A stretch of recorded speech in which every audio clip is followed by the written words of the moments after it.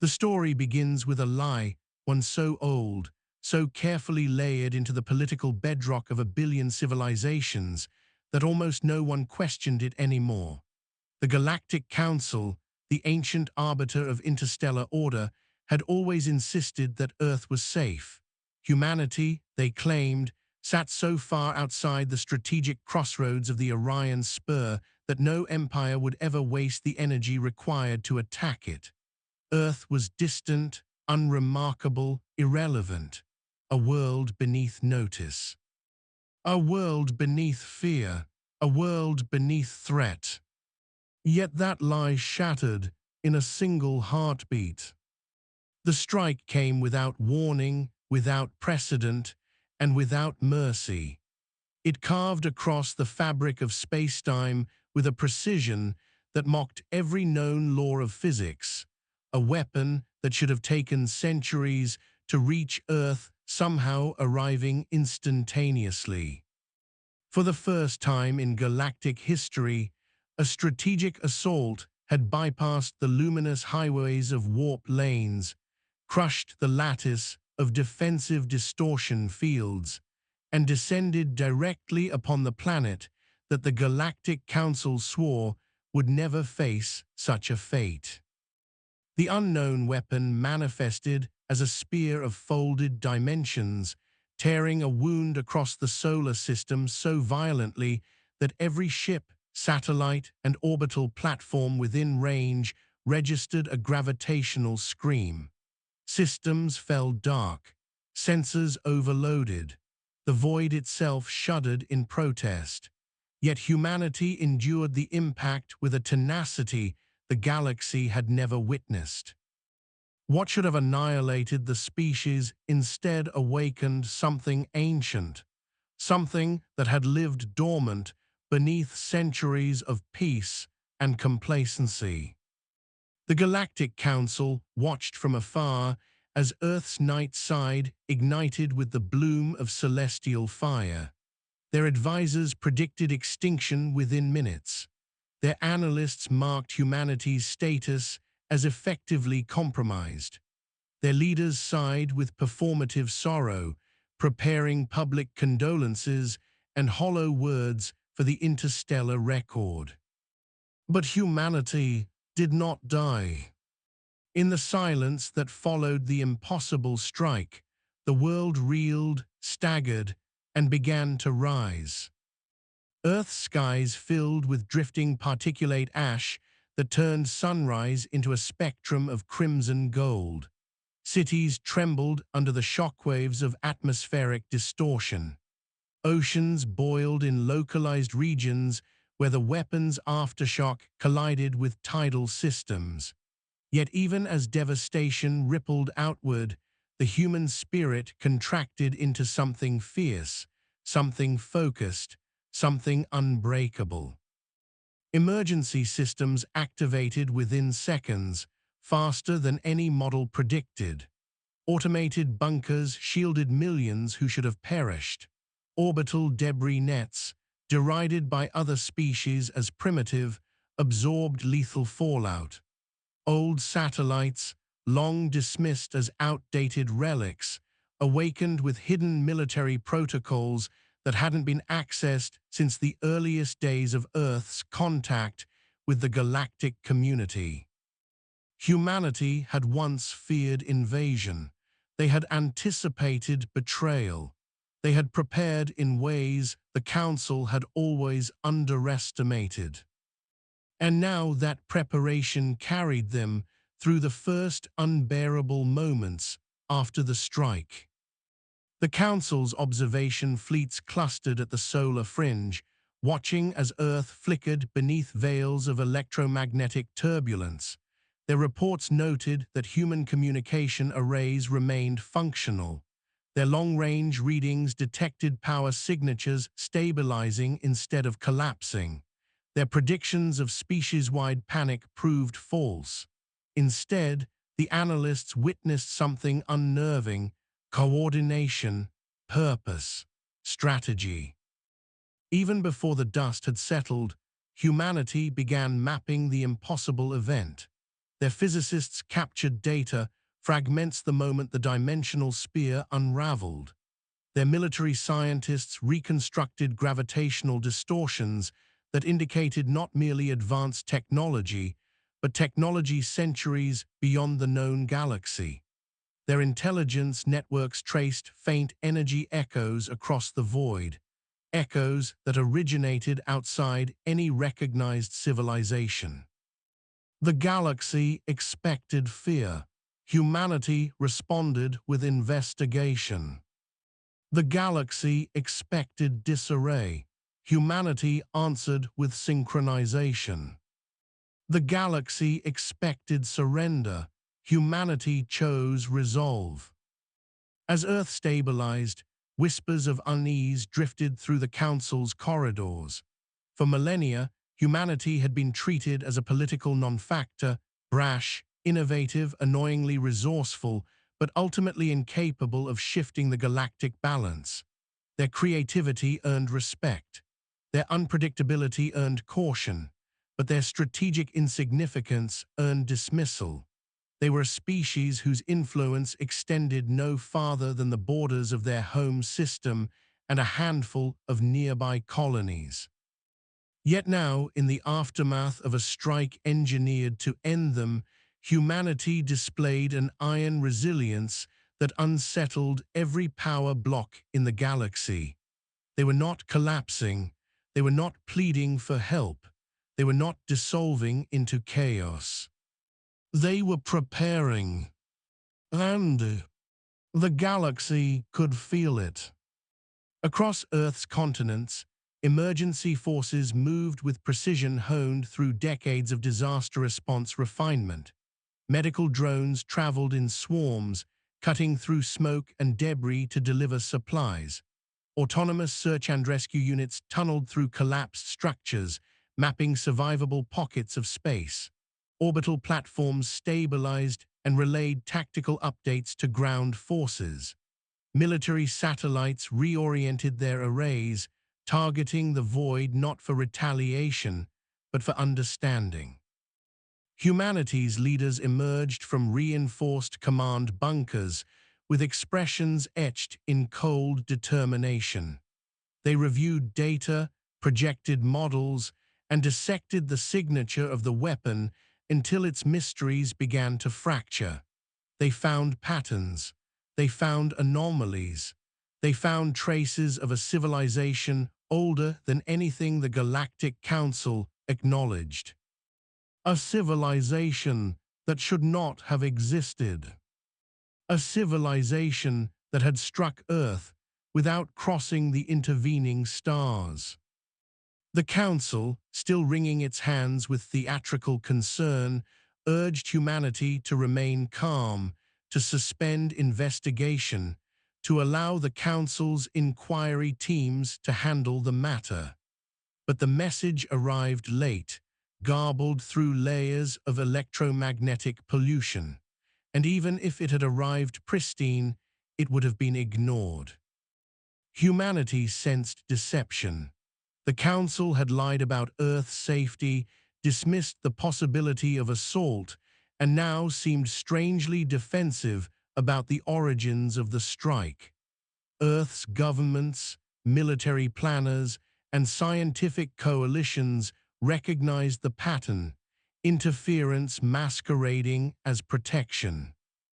If the Council had known something was coming, they had failed to warn humanity.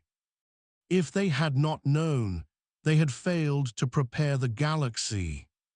Either way, the trust forged through decades of uneasy cooperation, fractured like brittle glass.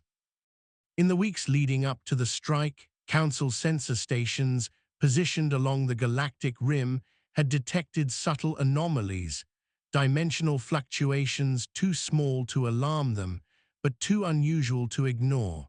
Instead of reporting them to member worlds, the Council had quietly assumed they were natural phenomena. They filed them away in low-priority archives. Yet those very anomalies matched the precursors to the weapon that struck Earth. Humanity recognized this almost immediately. The Council recognized it too late. With suspicion rising and danger escalating, humanity delved deeper into the scars left across space-time. The scientists developed new modeling software overnight, programs capable of analyzing four-dimensional shear lines with unprecedented clarity.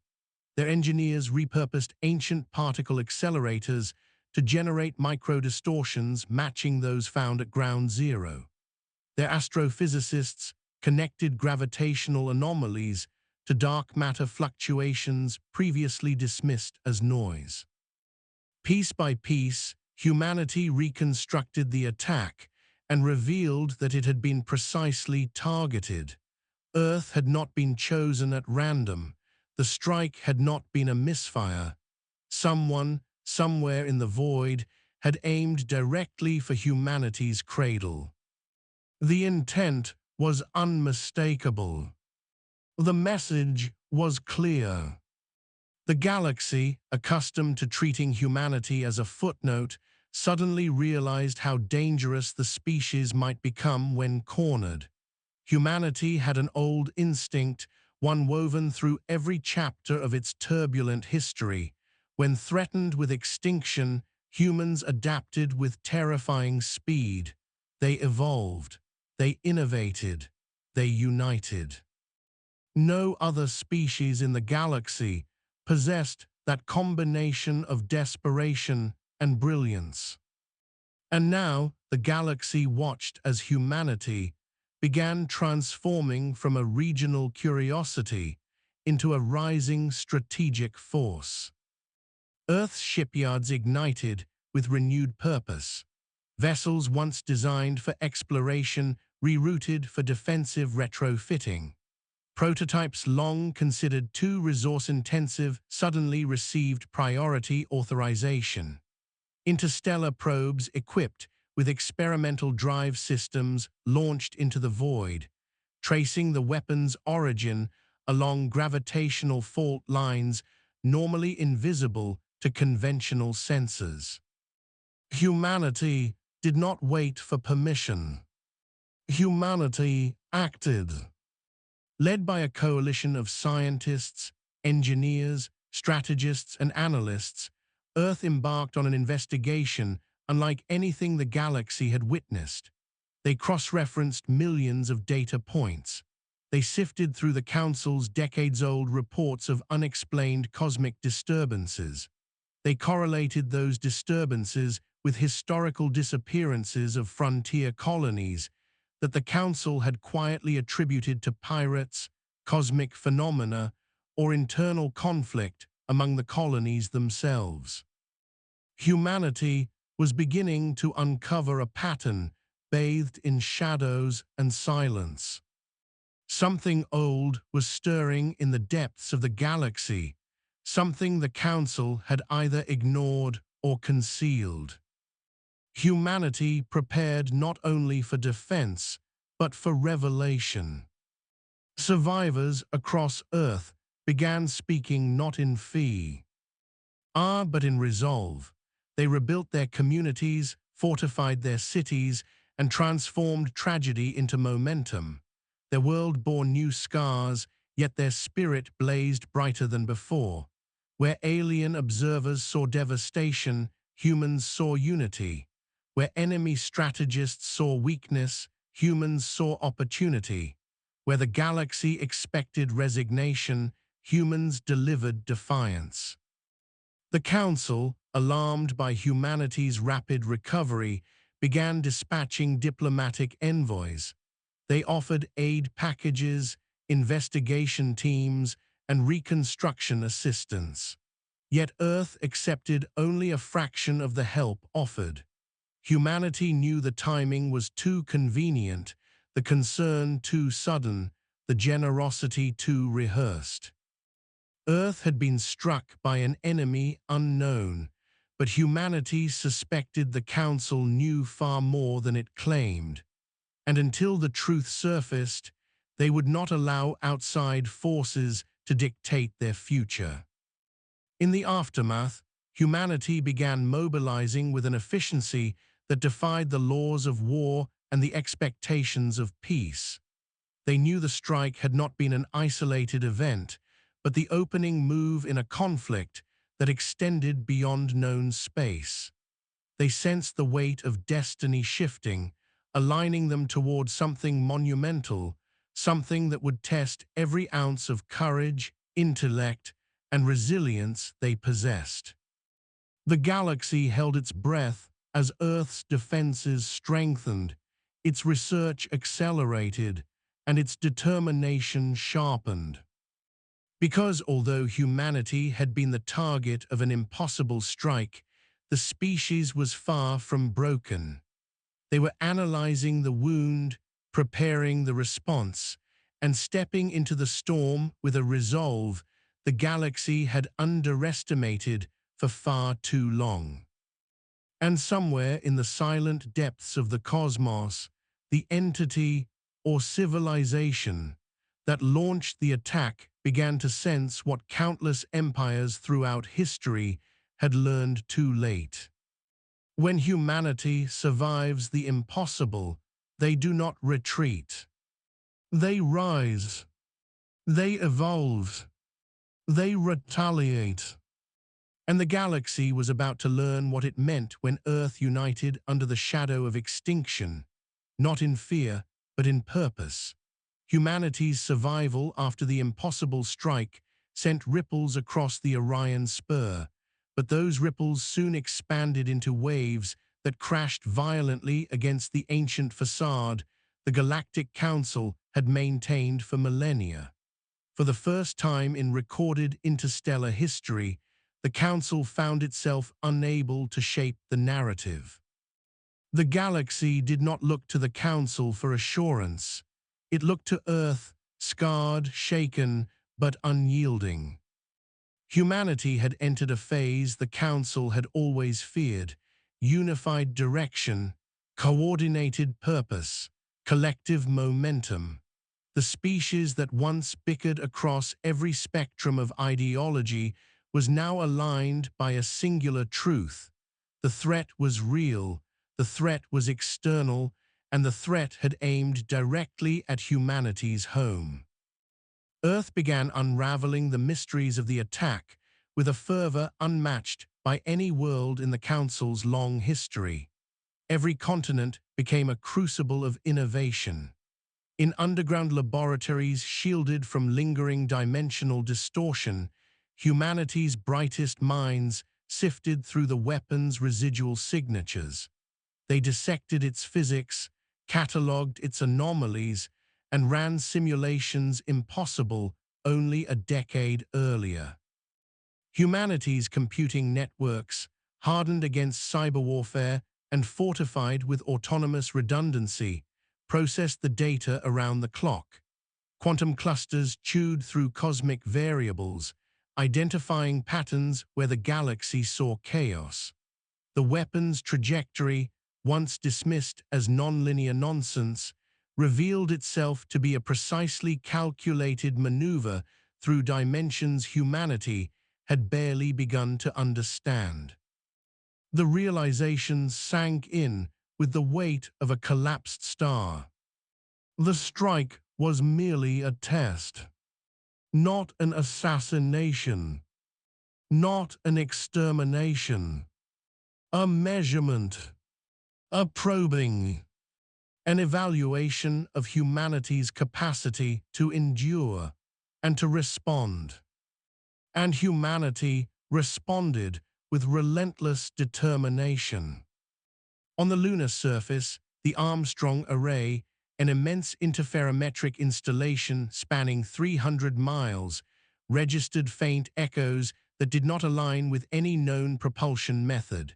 These echoes hinted at a traversal path not through physical space, but through a corridor of folded probability fields.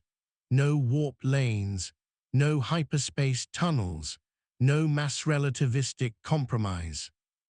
Whoever attacked Earth had discovered a way to weaponize possibility itself.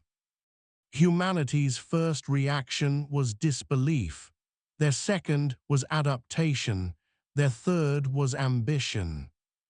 Earth held meetings across continents, strategic gatherings in deep Earth bunkers, orbital command nodes, floating sea fortress platforms that drifted like armored islands across the oceans. Every meeting centered on one goal: reverse engineer the impossible. The Council, observing from afar, misinterpreted Earth's urgency as panic. Their analysts believed humanity was scrambling to fortify itself before collapse. They assumed the species was seething irrationally, driven by fear and desperation. But what the Council failed to understand was that humanity had entered a mode of operation that had propelled them through every era of adversity: rapid evolution under pressure. Humanity thrived on the edge of catastrophe. The more the Council watched, the more unsettled it became. Earth's recovery did not plateau, it accelerated. Within days, humanity established a network of gravitational survey satellites around the planet, mapping distortions frame by frame. Within weeks, they charted microfractures in spacetime that lingered like scars left by the dimensional spear. Within months, they began predicting the conditions required to replicate the effect, not as a weapon, but as a detection framework. Humanity intended not to strike back blindly. They intended to find the attacker. The galaxy had never witnessed such focus. Human colonies beyond Earth responded with equal resolve. Martian shipyards, long regarded by the Council as overly ambitious human vanity projects, expanded their production capabilities at unprecedented speed. Their assembly bays glowed with the birth of vessels hardened against dimensional stress, hulls reinforced with composite materials derived from both human innovation and carefully safeguarded alien knowledge. The asteroid belt became a web of listening posts, each one calibrated to sense disturbances in spacetime. Europa's subterranean oceans, warmed by geothermal energy, hosted research platforms analyzing quantum ripple propagation.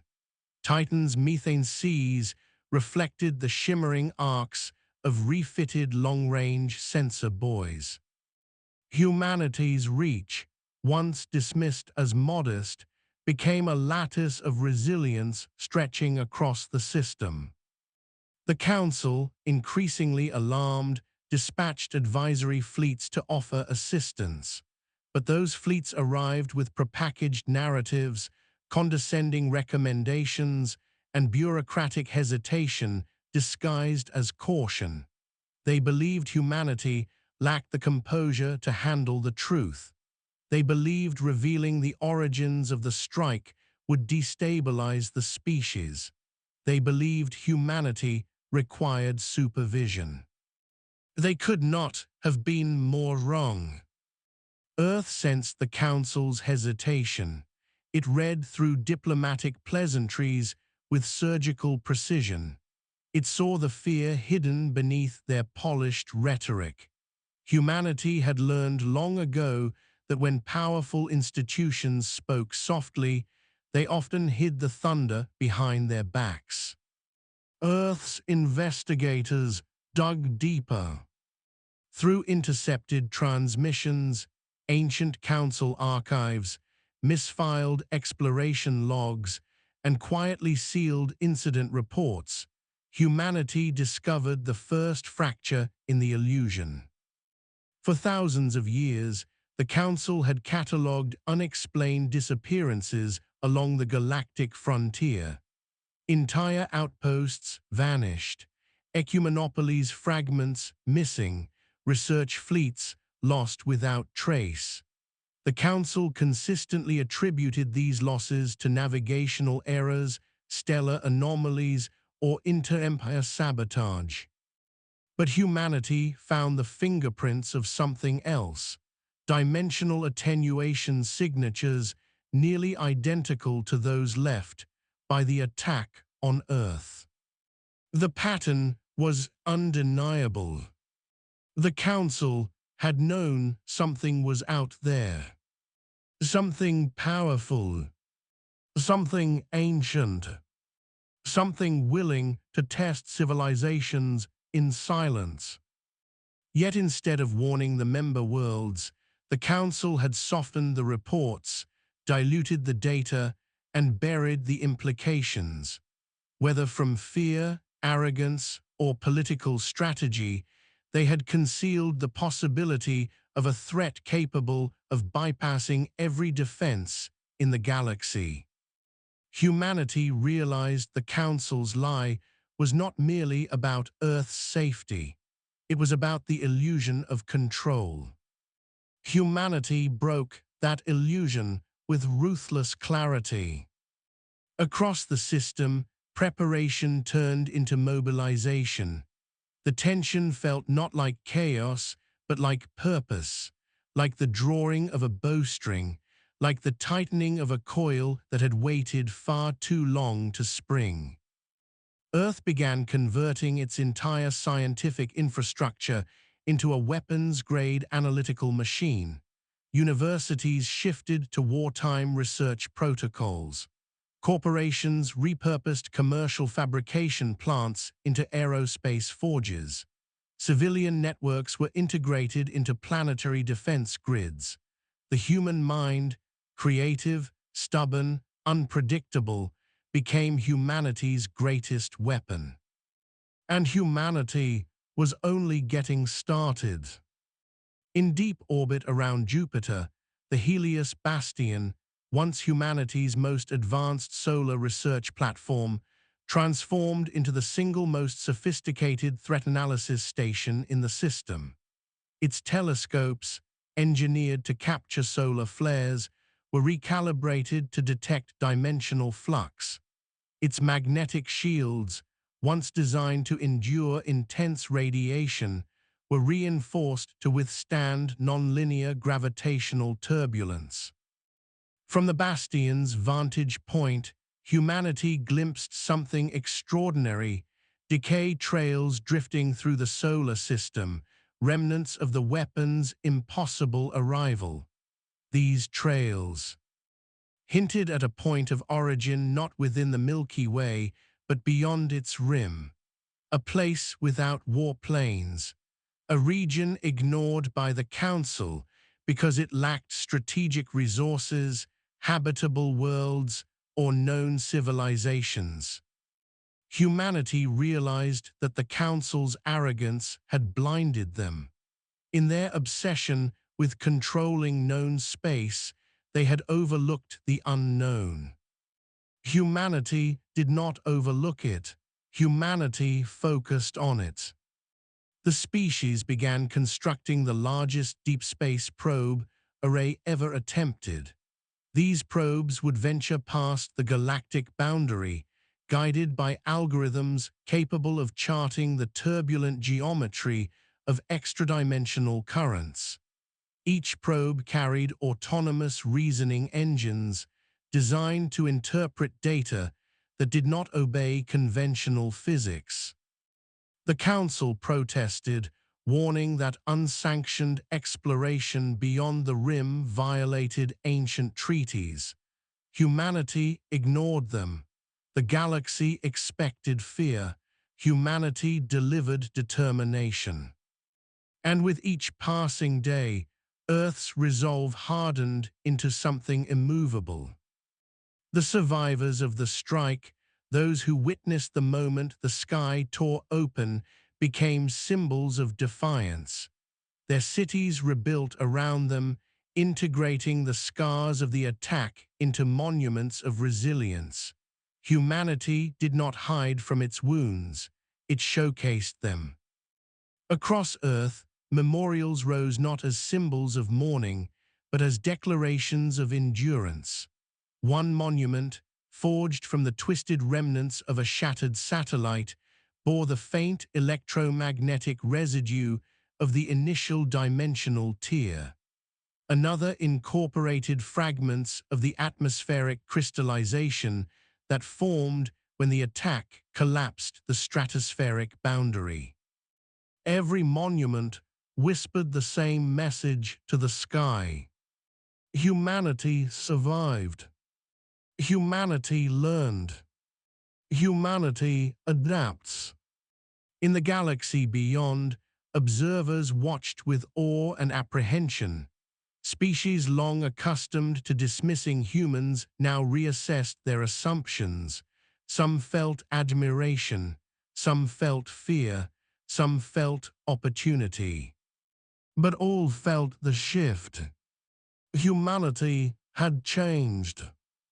It no longer sought approval, influence, or recognition. It sought truth and survival.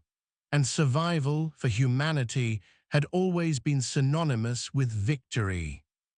The Council convened emergency sessions, closed-door meetings shielded from public scrutiny. There, they debated whether humanity had become a destabilizing force, whether humans possessed the right to pursue technology that rivaled the unknown attacker, whether they should intervene before Earth became too powerful. But regardless of their conclusions, one truth haunted every attendee. Humanity had faced an extinction-level event and responded by accelerating its capabilities faster than any species in recorded history. If the mysterious enemy struck again, humanity would not simply endure, they would retaliate, they would innovate, they would escalate beyond the limits imposed by every known civilization. And that terrified the Council more than the unknown attacker itself. Because in humanity's rise, the Council saw the collapse of their carefully curated order. They saw a species unafraid to challenge the unknown. They saw a civilization whose strength came not from ancient tradition or inherited technology, but from relentless advancement fueled by adversity. They saw the beginning of a force capable of reshaping the galaxy. Meanwhile, deep beneath Earth's surface, in a bunker shielded from dimensional resonance, humanity uncovered the final revelation of Section 2, a discovery that rewrote everything they thought they understood about the attack.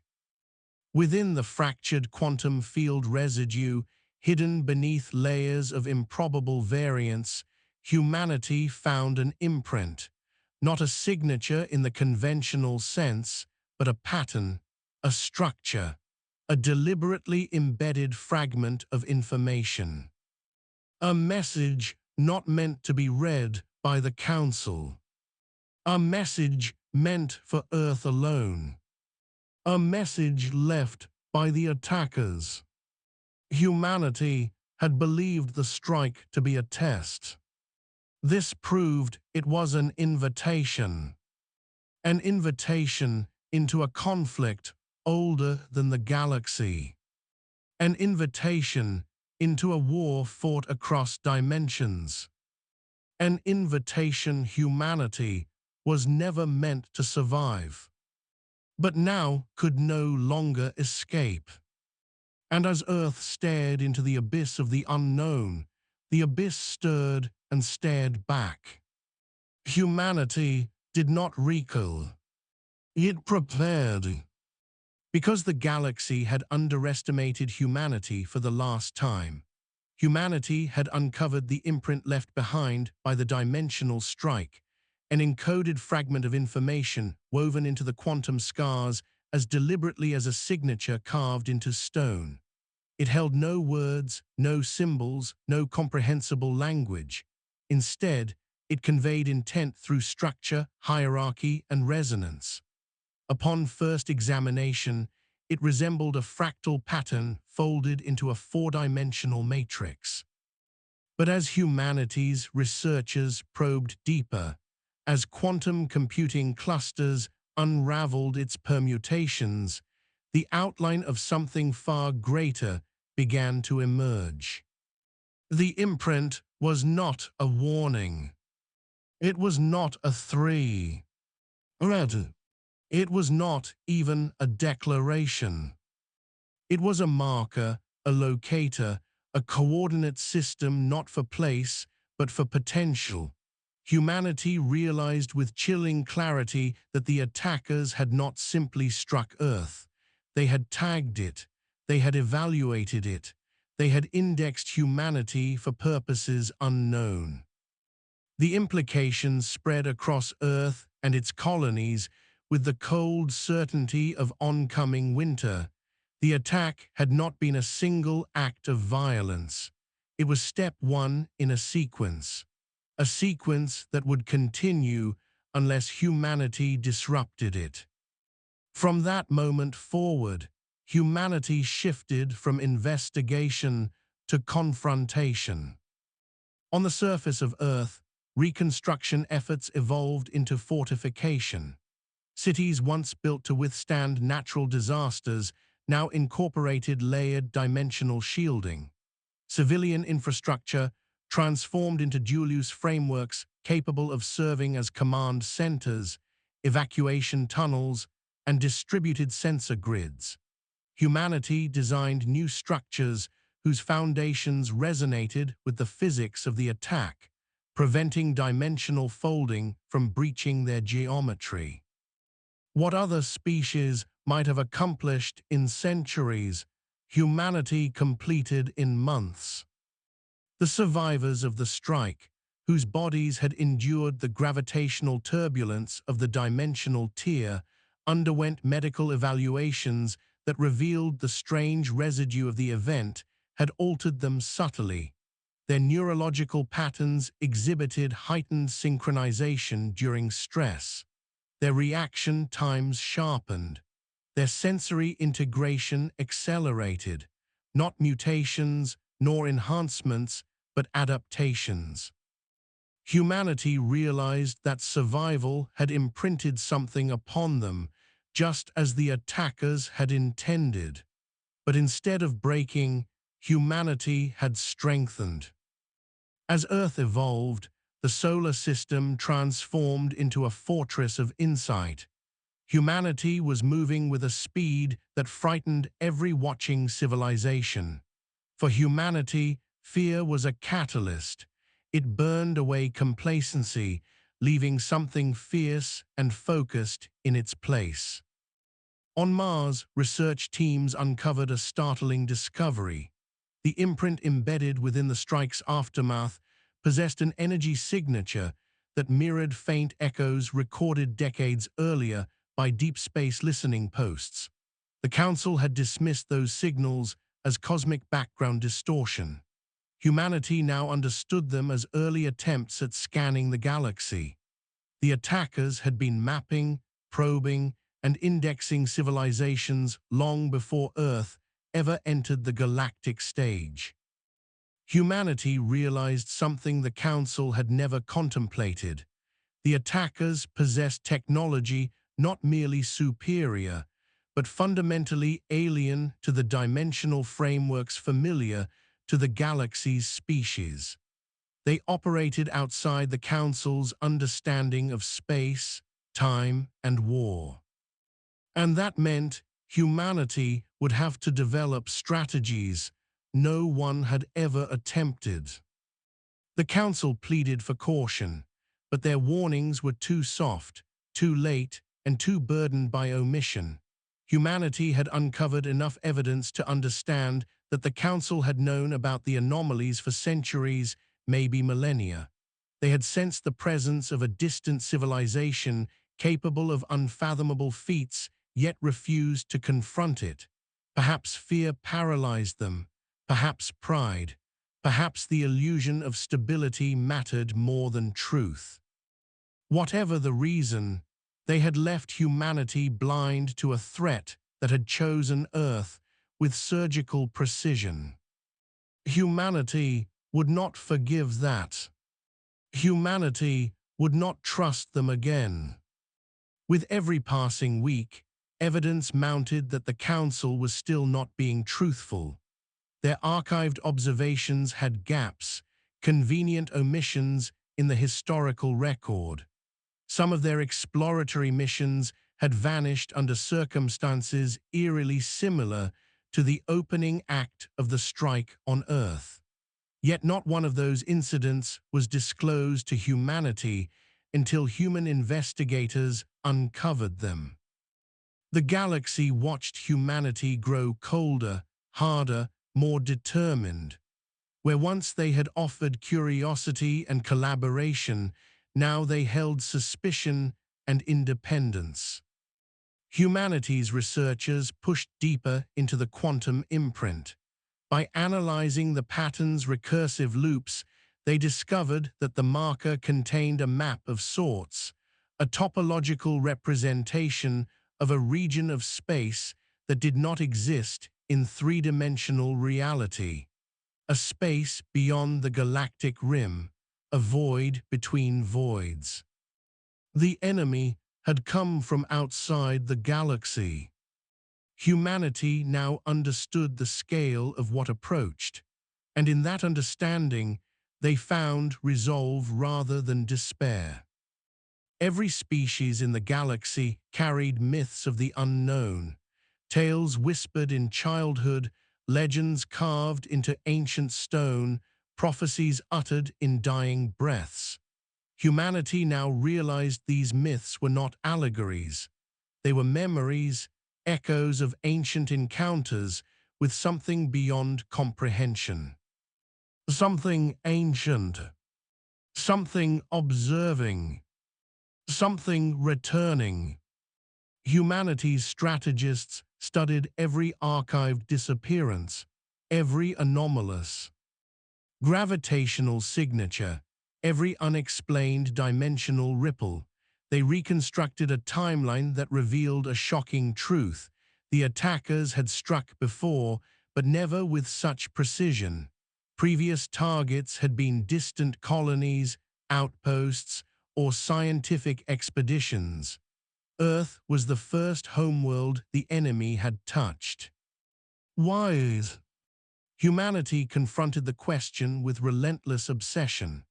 The answer emerged in fragments, pieced together through data correlation and emergent analysis.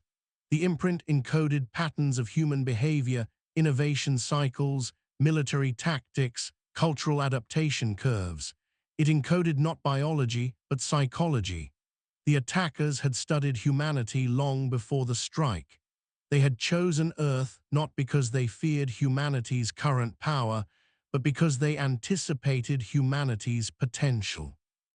They recognized something the Council had failed to see. Humanity did not merely adapt to environments. Humanity adapted to threats. Humanity grew stronger under opposition. The strike had not been meant to kill Earth. It had been meant to accelerate it. Unlike other civilizations, humanity had not withered under the impossible. They had evolved. And somewhere beyond the rim, the enemy had realized that their test had failed. Earth still lived. Humanity still rose. Potential still blossomed. The imprint had been left behind as a beacon, a signal to whatever force waited in the void. Humanity survived. Humanity resisted. Humanity must be re-evaluated. The galaxy trembled at the implications. Humanity prepared. In the inner system, fleets formed with breathtaking speed. They were not battle fleets, at least not yet, but reconnaissance armadas. Humanity knew it could not strike blindly at an enemy beyond the known stars. Instead, it would follow the imprint's coordinates, trace the dimensional pathways the enemy used, and learn the geometry of a war fought on four-dimensional ground. The Astrius Initiative was born, a coalition of humanity's finest physicists, strategists, explorers, and engineers, united for one purpose: discover the enemy before the enemy returned. The Council begged humanity to desist. They feared that provoking the attackers would bring devastation to the entire galaxy. But fear no longer controlled humanity. They had already endured devastation. They had already survived the unimaginable.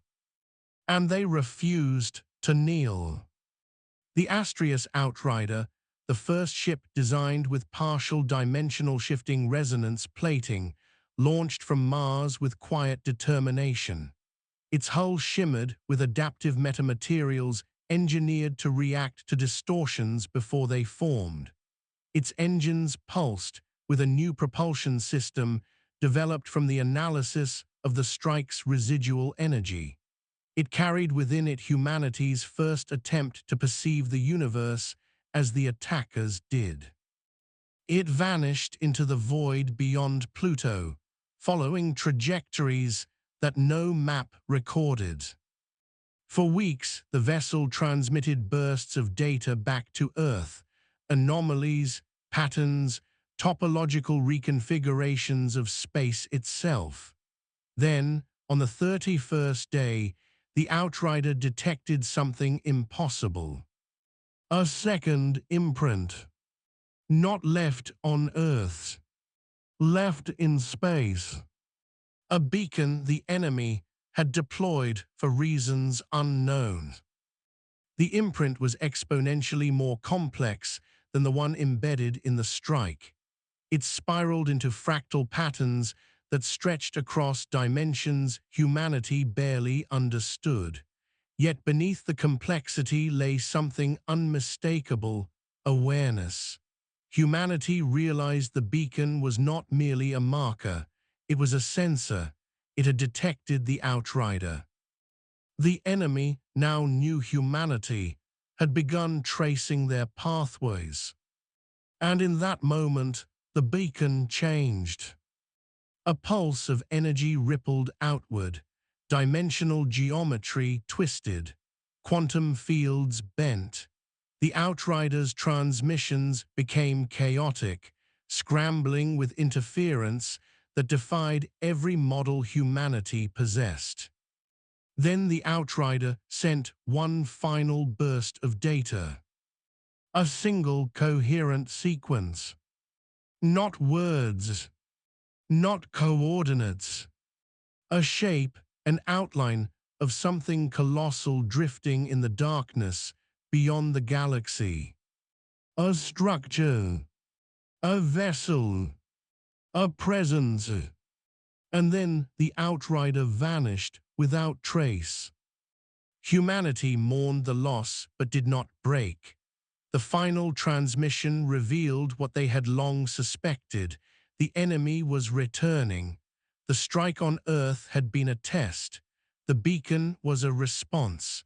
And now the enemy knew that humanity was not merely surviving, but rising. The Council panicked. Their fleets mobilized in disarray. Their political alliances fractured under the pressure of revelations they had spent centuries avoiding. They demanded humanity surrender its research, halt dimensional experimentation, and submit to Council oversight. Humanity refused. The galaxy was no longer governed by the illusions of the Council. It was governed by the approach of something ancient and powerful, something humanity alone seemed willing to confront. Earth began preparing for the next phase of the conflict. They developed countermeasures against dimensional folding. They fortified their colonies. They constructed ships not merely to explore, but to defend. They decoded as much of the beacon's fractal structure as they could, learning its rhythms, mapping its topology, identifying its vulnerabilities. Humanity did not wait for the enemy to strike again. Humanity improved while the enemy watched. Humanity evolved while the enemy approached. And in their evolution, humanity discovered something profound. The enemy was not invincible. The enemy was not omnipotent. The enemy could be understood. And anything understood could be outmatched. Humanity felt fear, but within that fear they found purpose. The same purpose that had carried them through every crucible in their history. A purpose that transformed adversity into momentum. A purpose that made them unpredictable, unstoppable, and relentless. Humanity now stood at the threshold of a war that would transcend dimensions, civilizations, and eras. A war they did not seek, but one they would face, one they would endure, one they intended to win. Because in every shattered world, in every scarred monument, in every survivor who refused to bow, the galaxy witnessed the truth. Humanity's rise had begun. And nothing in the cosmos would halt it. Humanity stood on the precipice of revelation, staring into the abyss of a force that had observed them from the darkness beyond the galaxy. The disappearance of the Astrius Outrider ignited a profound shift across every human colony, laboratory, and command center. This was no longer simply a mystery to unravel or a threat to prepare for.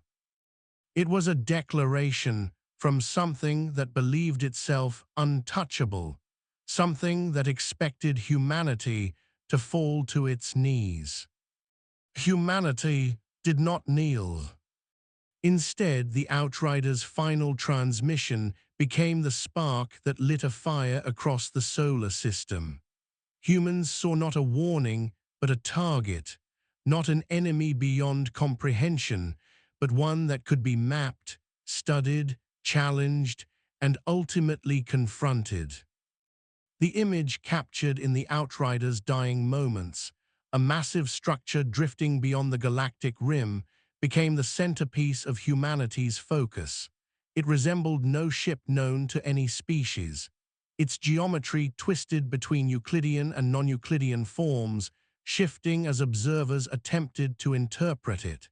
It existed both as mass and probability, as matter and potential.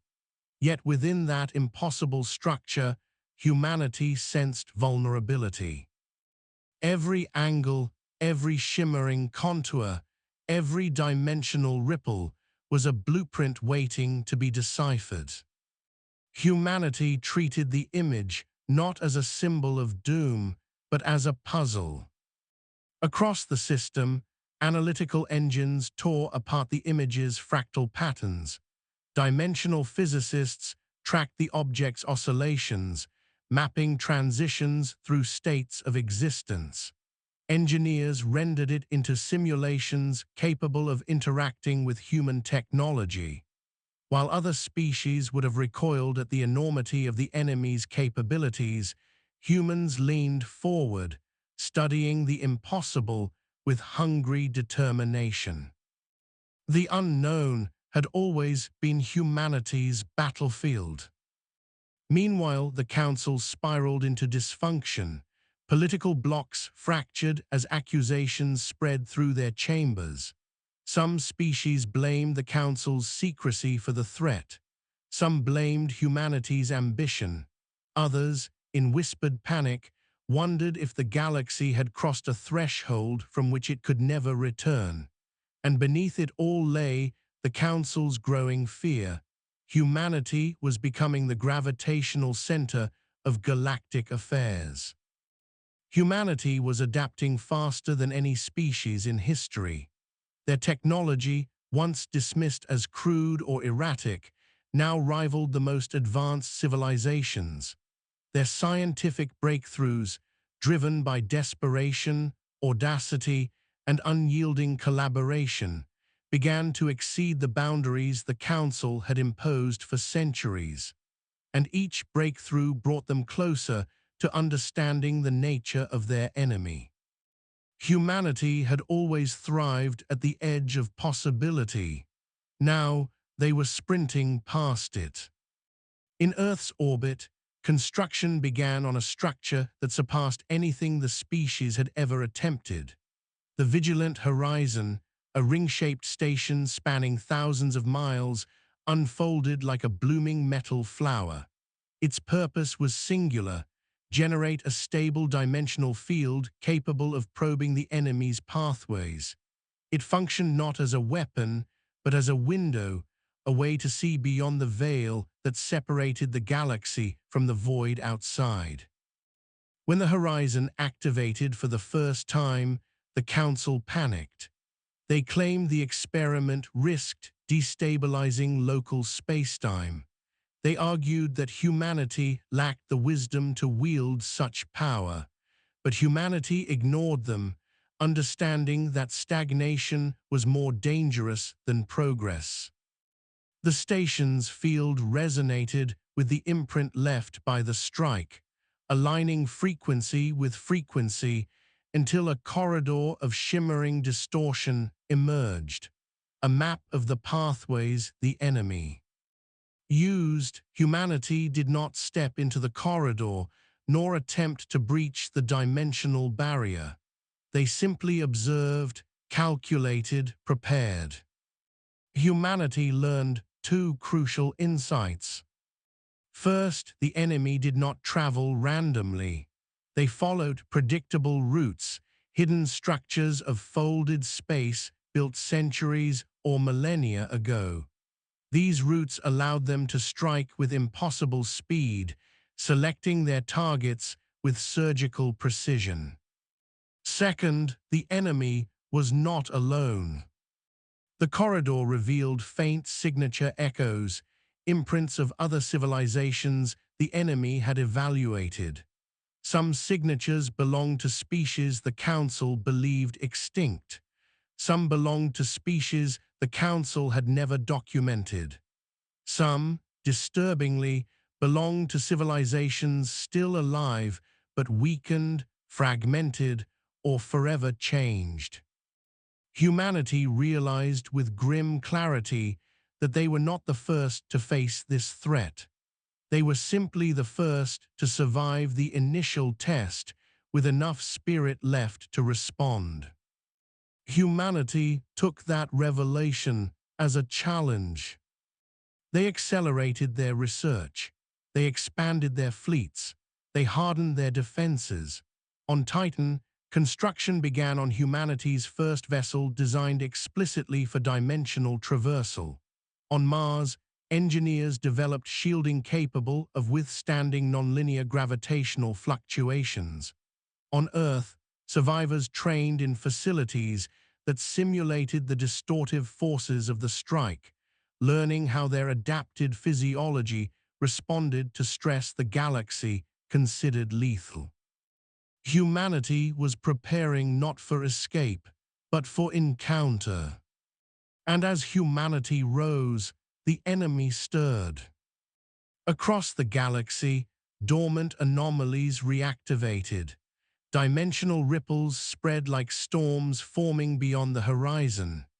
Deep space observatories spotted gravitational shadows moving along the edge of the galactic boundary, shapes too large to be natural, too deliberate to be cosmic noise. The enemy was assembling. Yet even as the threat grew, humanity pushed forward. The most transformative discovery came from Earth's own scars. When the strike tore through the planet, it altered a patch of stratified mantle beneath the Pacific Ocean. Scientists studying the anomaly found embedded within the crystallized lattice a microstructure unlike anything known, a fossilized imprint of the dimensional spears inner architecture. They called it the Singularity Shard. Through it, humanity reverse-engineered elements of the enemy's technology. The shard revealed the method by which the attackers manipulated space, not by brute force, but by altering potential states. They did not punch through space-time, they redefined it. This discovery ignited the greatest leap in human engineering since the invention of the warp drive. Humanity began developing countermeasures that no species had ever attempted, technologies built not to mimic the enemy, but to surpass them. They created resonance fields capable of disrupting dimensional channels. They designed inertial anchors that stabilized local spacetime against folding effects. They built weapons that affected probability fields, forcing outcomes that favored defense. Humanity was becoming the first species capable of resisting an enemy that fought across dimensions. Meanwhile, the Council floundered. Their fleets attempted to patrol the galactic rim, but lacked the technology to detect the enemy's approach. Their political divisions deepened, with some factions urging cooperation with Earth, others calling for containment, and others retreating into isolation. Humanity saw the Council for what it was, an ancient institution unprepared for a new kind of war, a political body built for diplomacy, unable to comprehend the scale of the threat.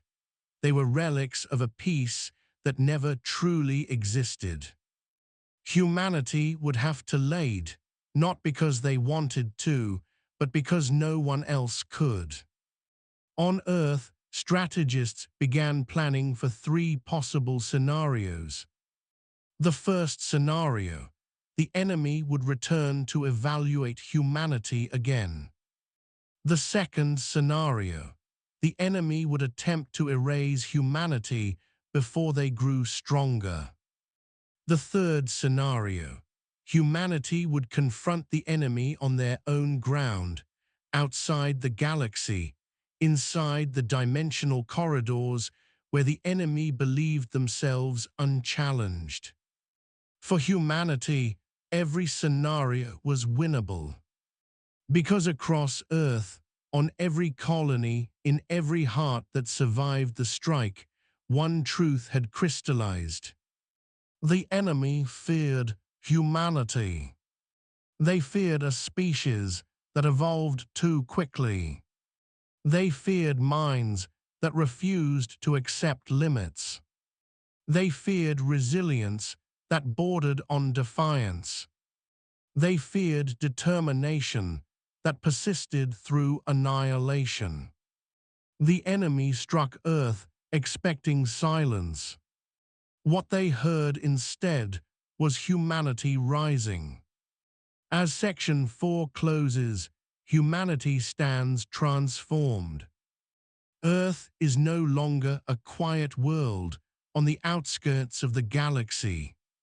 It is a fortress of ingenuity, a crucible of evolution, the birthplace of a force the galaxy had underestimated for far too long.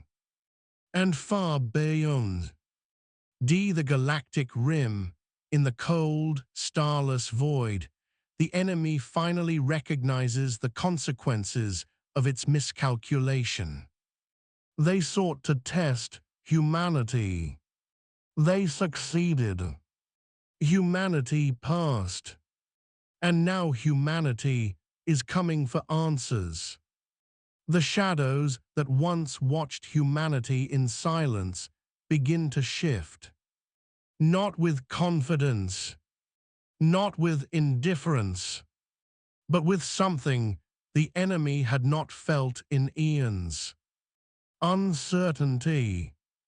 Because something new has awakened in the galaxy.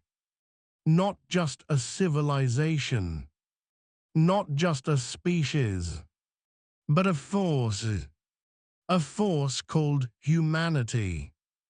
And the galaxy is about to witness what happens when that force refuses to bow.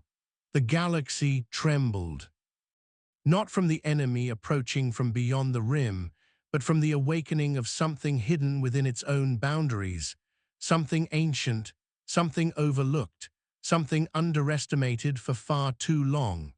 That something was humanity, a species born on a small blue world in a quiet arm of the Milky Way, dismissed for centuries, underestimated by the wise, ridiculed by the powerful, ignored by the ancient. Yet now humanity stood poised to shift the fate of the entire cosmos. What began as a single catastrophic strike, an act the enemy believed would collapse Earth, had instead ignited a transformation so rapid the galaxy could only watch in awe and growing dread. Humanity had become a force that refused to break. As dimensional storms gathered at the galactic boundary, humanity reached the culmination of its preparation. The vigilant horizon ring, Earth's largest scientific structure, had activated fully. The singularity shard, located deep beneath the Pacific, had been integrated into humanity's new generation of astrophysical sensors. And across Mars, Titan, and a dozen orbital stations, fleets of vessels spun in calibrated formation, each one a miracle of engineering that had been impossible only a year prior. Humanity now possessed the means to see the enemy coming. And the enemy was coming. The first sign appeared as a distortion along the galaxy's edge, a region where stars blurred into smears of probability. Telescopes struggled to interpret the phenomenon. Gravity itself trembled, warping across layers of reality that had no name. What the Council feared most had become undeniable. The enemy was preparing to enter the galaxy. Every empire braced for impact. Panic spread across worlds. Evacuations began. Armies mobilized. Yet through all the fear and uncertainty, one truth resonated. Humanity was not afraid. Humanity had faced extinction once already, and instead of falling, they rose. They adapted. They learned. Now, as the galaxy recoiled from the oncoming wave, humanity moved toward it. They launched fleets, activated dimensional stabilizers, and aligned the vigilant horizon to track the enemy's entry vector. Humanity was ready. The dimensional corridor that the enemy used began to tear open. Space rippled like a disturbed ocean, bending and twisting into grotesque geometries. The first shape breached the boundary, a colossal structure of shifting angles and impossible edges, the same entity the Outrider had glimpsed before vanishing. Its presence alone altered reality. Stars flickered, gravity bent, space folded inward in reverence or fear. But where the galaxy trembled, humanity anchored itself. With the activation of Earth's inertial stabilizers, the solar system became a fortress of stillness in a storm of distortion. While neighboring star systems faltered under the waves of gravitational flux, humanity stood unaffected. Their preparations, rooted in the physics of the enemy's own weapon, shielded them completely. For the first time in memory, the enemy encountered resistance. They paused. The pause was brief, almost imperceptible, yet humanity felt it. The enemy had expected the galaxy to collapse in panic. Instead, they found a single system standing against them. Not cowering, Not pleading, not hiding, waiting. Humanity's senses captured every nuance of the enemy's presence, the oscillation of its dimensional layers, the subtle adjustments to its probability mass, the architecture of its transit hull. What had once been a mystery beyond comprehension now became a tactical profile. Humanity understood the enemy, and with understanding came strategy. For decades, the Council had preached that humans were reckless, impulsive, unpredictable. These traits, once seen as weaknesses, now define the species' greatest strength. Humanity did not adhere to the galaxy's old doctrines of caution and restraint.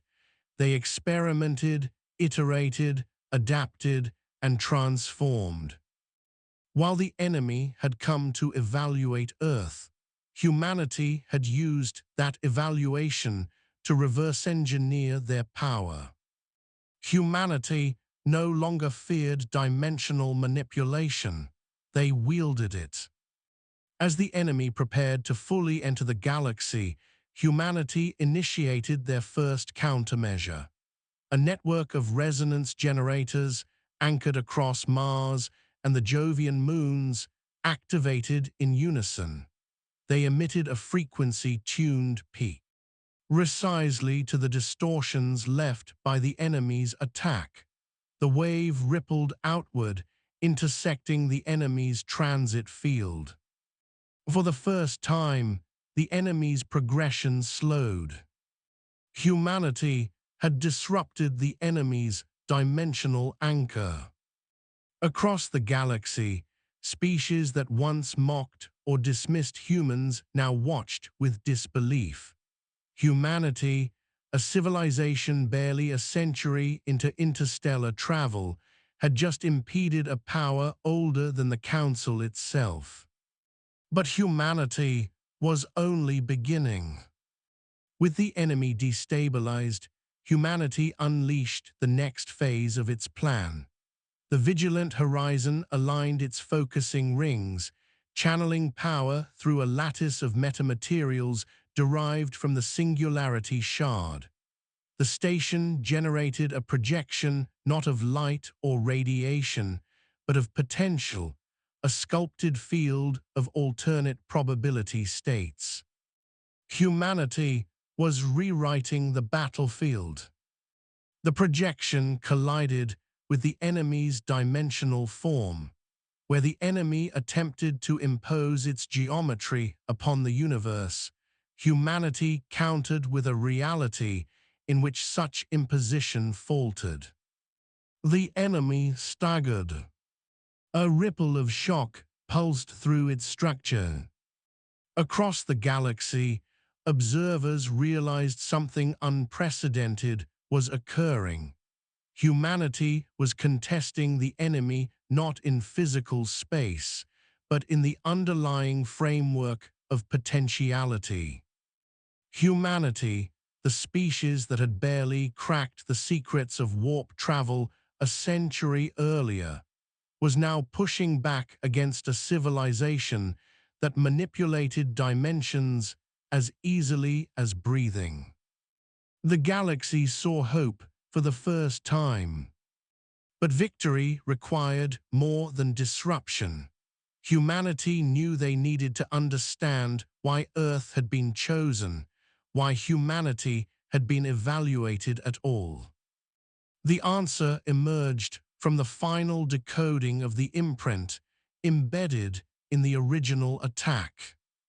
Hidden within its layers, humanity discovered a pattern that mirrored their own evolution, a curve representing resilience, innovation, and adaptability under threat. The enemy had not chosen Earth at random. They had chosen humanity because humanity represented something the enemy feared.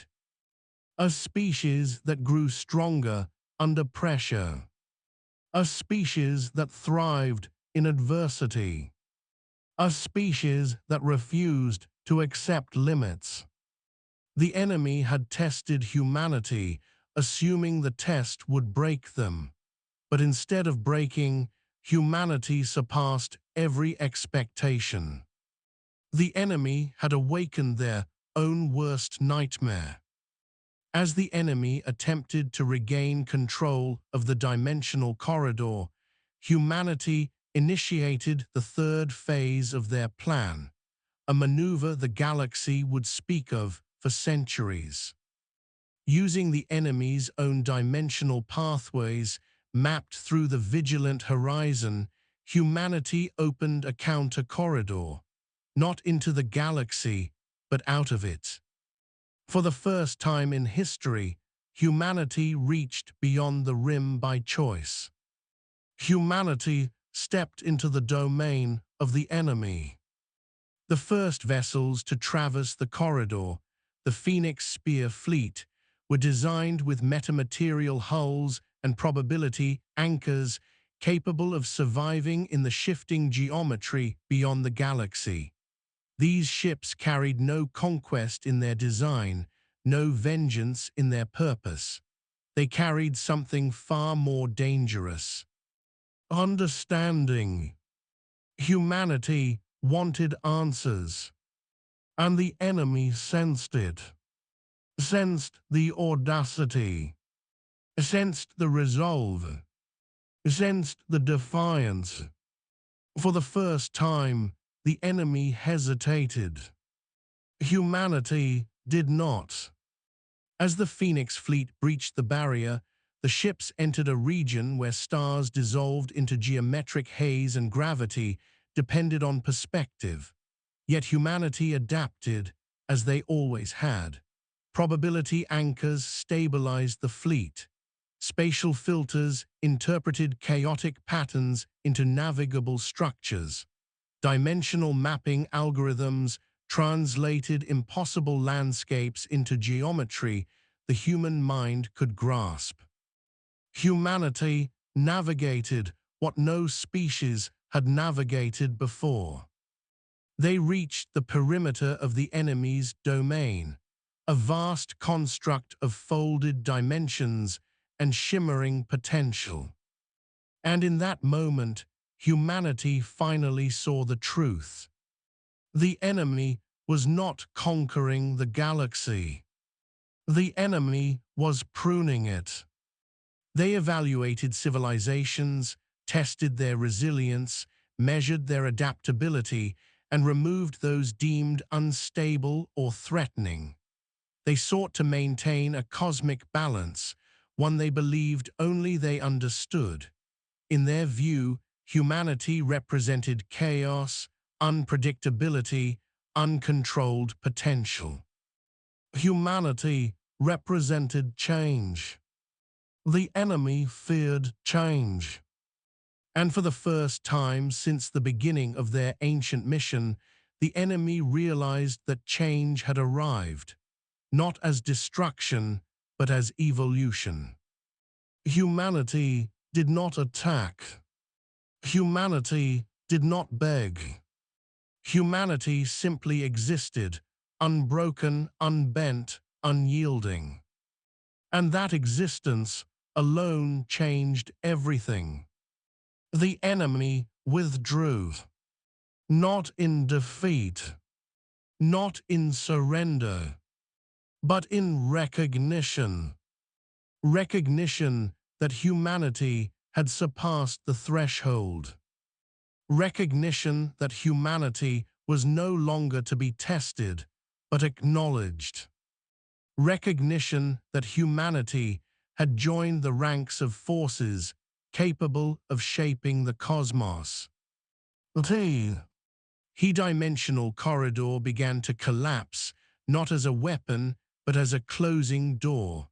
The enemy sealed their domain, withdrawing into the void beyond the galaxy, not because they had won, not because they had lost, but because they had witnessed something unprecedented.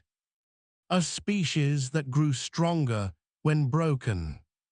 A species that learned faster when challenged. A species that stood when others fell.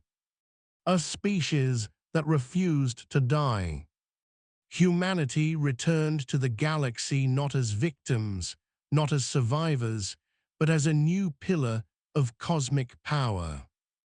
The Council, humbled and shaken, finally understood their error. They had built an empire on illusions of stability, never noticing the potential rising quietly on a distant blue world. Humanity did not demand control. Humanity did not seek conquest. Humanity sought truth, understanding, and survival. And in doing so, they became the force the galaxy needed. The era that followed would be known by many names. But across the Orion Spur, one title echoed louder than the rest. The Age of Humanity. An age born from fire, forged by adversity, defined by a resilience. An age in which humanity became not merely citizens of the galaxy, but guardians of it. The galaxy did not fall when the enemy came. It rose because humanity rose first. And the enemy, ancient, powerful, eternal, fled before that rise. For the first time in history, the galaxy understood a truth humanity had carried for millennia. Humanity fights hardest when the darkness closes in. Humanity grows strongest when the impossible stands before them. Humanity stands unbroken, unyielding, unstoppable.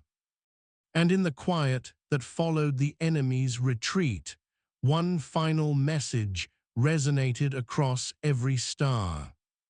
Humanity was underestimated. Humanity would never be underestimated again.